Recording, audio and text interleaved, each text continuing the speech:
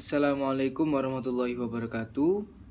Perkenalkan, di sini kami dari kelompok 3, sesi Selasa 1, Laboratorium Proses Manufaktur UPN Veteran Jawa Timur. Pada kesempatan kali ini, kami akan mempresentasikan hasil kerja kami, yaitu tentang modul 4, yaitu tentang proses pembuatan dingklik. Baik, sebelum masuk ke dalam materi, terlebih dahulu saya akan mengenalkan anggota-anggota kelompok kami. Yang pertama ada Arafa Amina, NPM 19020. Yang kedua ada Mutia Ramadhani, NPM 19037.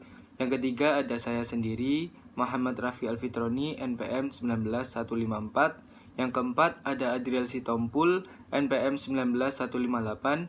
Dan yang terakhir ada M. Yusri Naizarullah, NPM 19176. Untuk materi selanjutnya akan dijelaskan oleh saya sendiri. Oke, di sini saya akan menjelaskan tentang alat dan bahan yang digunakan dalam proses pembuatan dingklik. Alat dan bahan yang pertama yaitu ada mesin gerinda atau gergaji. Mesin gerinda atau gergaji ini digunakan untuk alat pemotong kayu-kayu yang sudah diukur dan dibuat pola sedemikian rupa. Lalu yang kedua ada kayu sebagai bahan dasar pembuatan dingklik. Lalu ada paku dan palu sebagai alat perakit atau alat penyambung dari potongan-potongan kayu yang sudah dibentuk tadi. Lalu ada spidol sebagai penanda dari kayu sebelum digergaji. Lalu ada penggaris sebagai alat mengukur untuk ukuran kayu yang sudah ditentukan.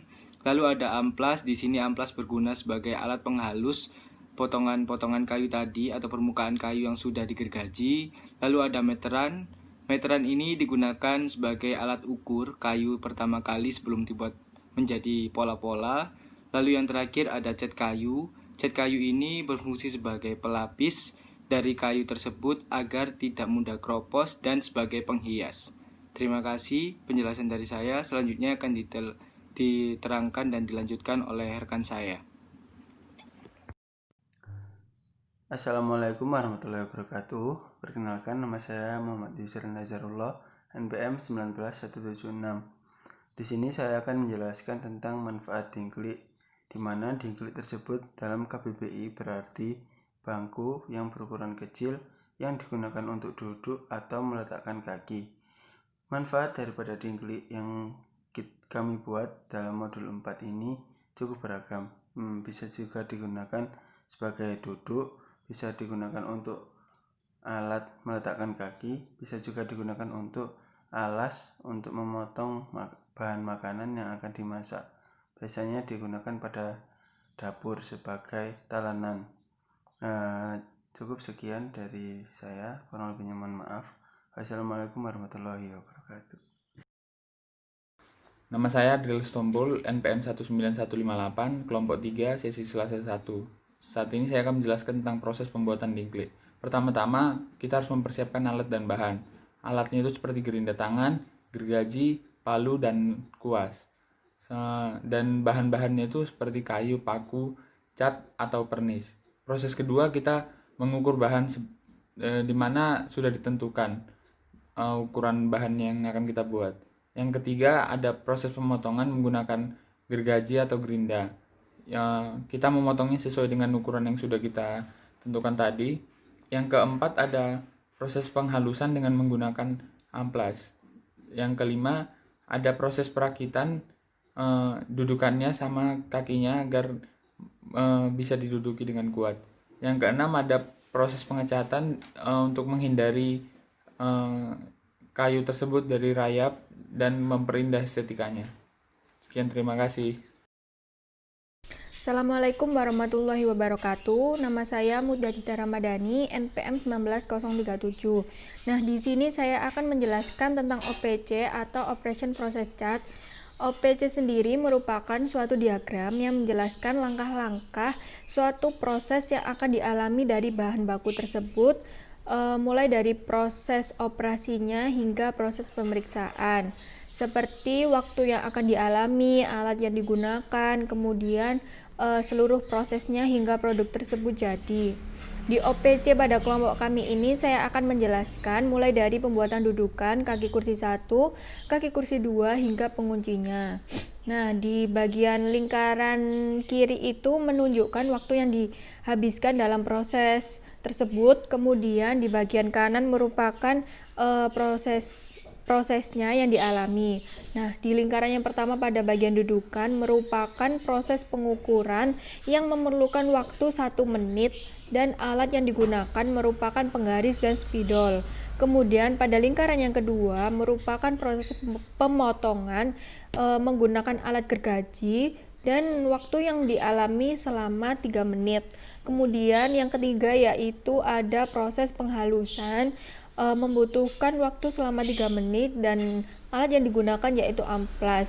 Nah, pada kaki kursi 1, kaki kursi 2, pengunci itu semua prosesnya sama dan lambang yang digunakan yaitu lingkaran karena menunjukkan suatu proses. Kemudian setelah pengunci tersebut jadi, dilanjut dengan proses perakitan yaitu memerlukan waktu selama 10 menit. Nah, setelah itu dilanjut dengan pengecatan produk selama 4 menit. Setelah produk tersebut dicat jadi, maka dilakukan proses inspeksi atau proses pemeriksaan dari produk tersebut, apakah produk itu telah sesuai atau tidak. Kemudian dilakukan selama 1 menit proses inspeksi tersebut dan lambang yang digunakan yaitu di sini adalah kotak. Kemudian dilanjut dengan penyimpanan yang lambangnya merupakan segitiga. Nah, pada proses OPC ini itu kita total memerlukan waktu selama 36 menit untuk menyelesaikan produk kami.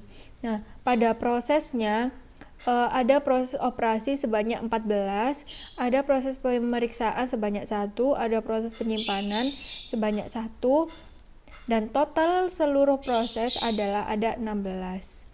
Terima kasih.